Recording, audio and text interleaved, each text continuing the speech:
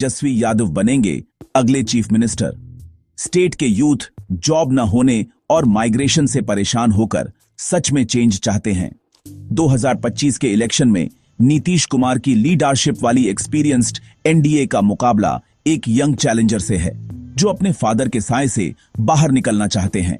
तेजस्वी एक restless generation की आवाज बन गए हैं जो उनके गुस्से को एक पॉलिटिकल मूवमेंट में बदल रहे हैं। अनएम्प्लॉयमेंट सेंट्रल इश्यू है, एक ऐसा इश्यू जो हर फैमिली को इफेक्ट करता है और हर बातचीत को शेप देता है। बिहार एक क्रॉसरोड्स पर खड़ा है, फैमिलियर के साथ रहें या कुछ नए के प्रॉमिस को अपनाएं।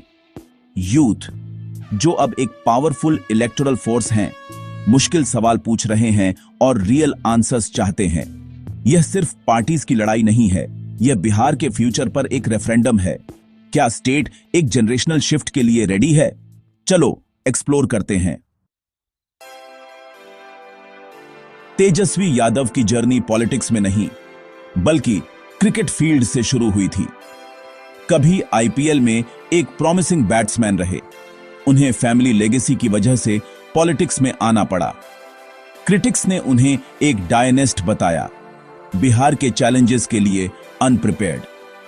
लेकिन महागठबंधन के कोलैप्स के बाद एडवर्सिटी उनकी टीचर बन गई।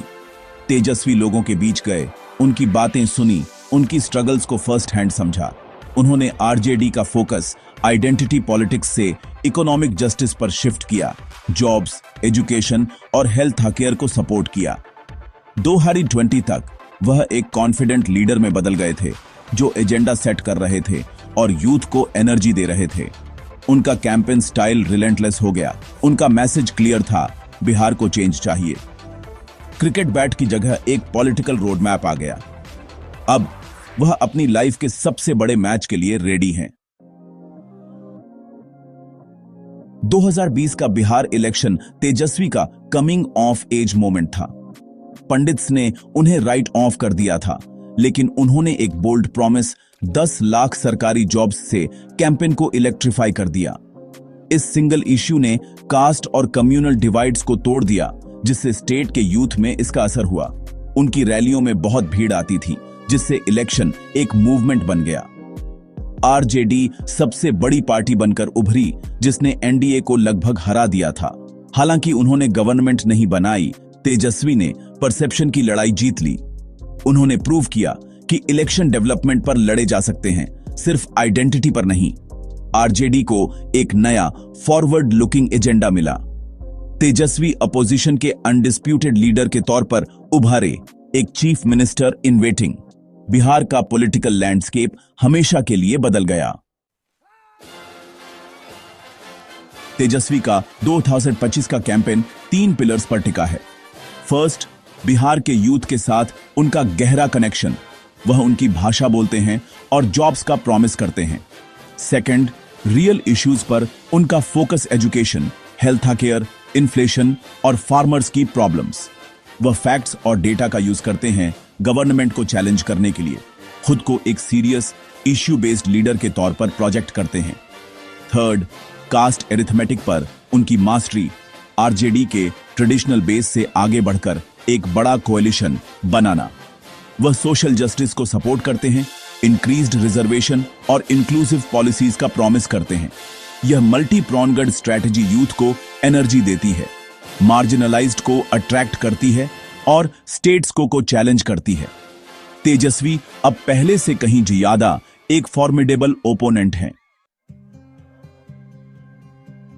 तेजस्वी की स्ट्रैटेजी सिर्फ उम्मीद के बारे में नहीं है, यह नीतीश कुमार और बीजेपी से मुकाबला करने के बारे में है। वह नीतीश के पॉलिटिकल फ्लिप फ्लॉप्स का मजाक उड़ाते हैं, उन्हें पलटू चाचा कहते हैं और गवर्नेंस पर उनकी पकड़ पर सवाल उठाते हैं। बीजेपी के खिलाफ वह उन्हें आउटसाइडर्स बताते हैं, उन पर बिहार की यूनिक नीड्स को इग्नोर करने का आरोप लगाते हैं। वह अधूरे प्रॉमिस, स्पेशल स्टेट्स, नई फैक्ट्रियां, माइग्रेशन को कम करना को हाईलाइट करते हैं और कम्युनल टैक्टिक्स पर सवाल उठाते हैं। तेजस्वी का वॉर क्राई 10 लाख जॉब्स का प्रॉमिस ही रहता है, जो उनके विजन को एनडीए की जुमलेबाजी से कंपेयर करता है। वह डिप्टी सीएम के तौर पर अपने 17 महीने के काम को इरादे के प्रूफ के तौर पर बताते हैं। वोटर्स से उनके लीडरशिप के 5 साल इमेजिन करने को कहते हैं।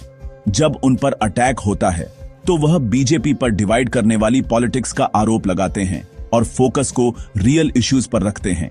यह अग्रेसिव प्रोएक्टिव अप्रोच उनके ओपोनेंट्स को डिफेंसिव रखती है।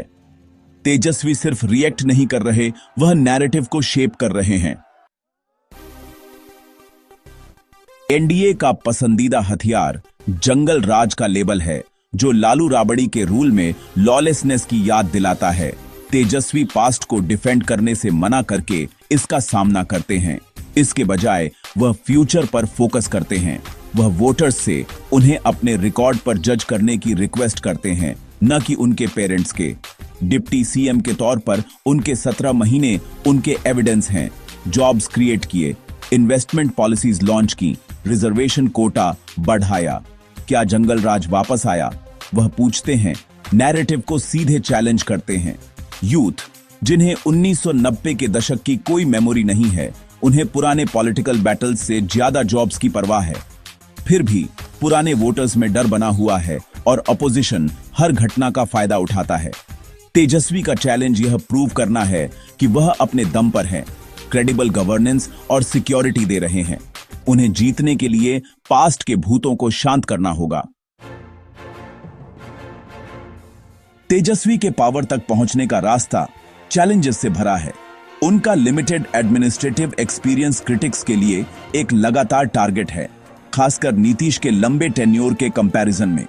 उन्हें वोटर्स को कन्विंस करना होगा कि यूथफुल एनर्जी एक्सपीरियंस को मात दे सकती है। कोएलिशन पॉलिटिक्स कॉम्प्लेक्सिटी बढ़ाती है। कांग्रेस और लेफ्ट के साथ सीट शेयरिंग को स्मूथली मैनेज करना होगा। कोई भी अलायंस में दरार अपोजिशन को कमजोर कर सकती है और एनडीए को फायदा दे सकती है। बीजेपी की प्रोपेगेंडा मशीन रिलेंटलेस है, जो कम्युनल जिब्स और मिस इन्फॉर्मेशन का यूज करती है। तेजस्वी को स्ट्रेटेजिकली रिस्पॉन्ड करना होगा, ट्रैप्स से बचना होगा, जबकि फोकस डेवलपमेंट पर रखना होगा। इंटरनली उन्हें आरजेडी को डिसिप्लिन्ड और अपने मॉडर्न विजन के पीछे यूनाइट रखना होगा। जीतने के लिए सिर्फ प्रॉमिस नहीं, बल्कि एक क्लीन, क्रेडिबल और यूनाइटेड फ्रंट चाहिए। बिहार के पॉलिटिकल शिफ्ट की असली कहानी इसके गांवों और छोटे शहरों में मिलती है।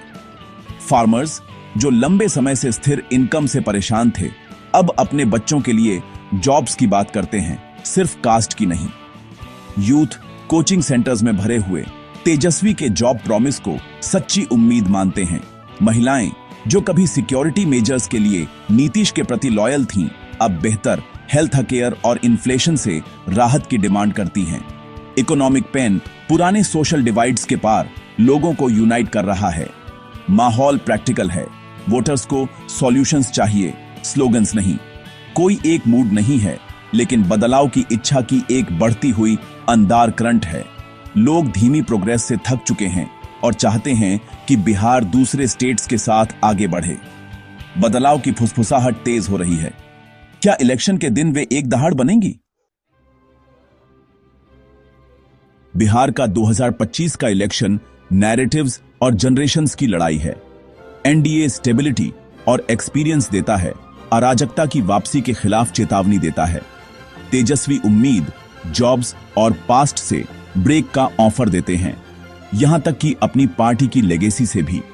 चॉइस क्लियर है, पुराने गार्ड पर भरोसा करें या नए लीडरशिप के साथ एक रिस्क लें। आउटकम इस बात पर डिपेंड करता है कि वोटर्स पास्ट से डरते हैं या बेहतर फ्यूचर का सपना देखते हैं। पॉलिटिकल हायर से चैलेंजर तक तेजस्वी का एवोल्यूशन कंप्लीट हो गया है। लोगों ने प्रॉमिस सुने हैं और कैंपेन देखे हैं। क्या बिहार पेज पलटने और एक नई जनरेशन को अपनाने के लिए तैयार है? यह फैसला सालों तक गूंजेगा। आपकी क्या राय है?